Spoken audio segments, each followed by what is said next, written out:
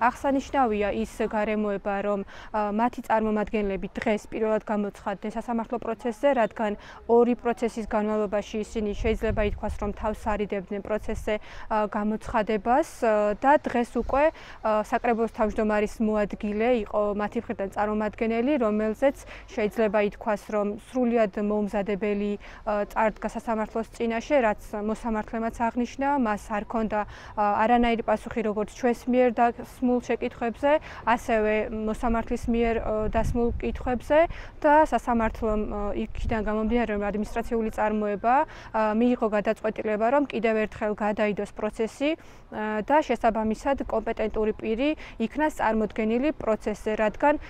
შეიძლება ითქვას, რომ უხერხული მდგომარეობაც კი ჩამოვარდა პროცესზე, როდესაც მოპასუხე მხარე ამბობს, რომ მან არ იცის, მას არ აქვს პასუხი და პირიქით მოსარჩელე მხარეზე და უშუალოდ ბატონ მიხეილზე მიუთითებდა, რომ მას კითხეთ, მან უკეთ იცის. აქედან გამომდინარე სასამართლო მიიღო გადაწყვეტილება, რომ პროცესი გადაიდოს ნოემბერში და შესაბამისად უკვე დაველოდებით, რომ წარმოდგენილი იყოს პროცესზე ან უშუალოდ საკრებულოს იურისტი, ან თავად თავმჯდომარე საკრებულოს, რომელმაც მიიღო აღნიშნული გადაწყვეტილება, რადგან გვაქვს კითხვები როგორც ჩვენ მხარეს მოსარჩელეს, ასევე სასამართლოს.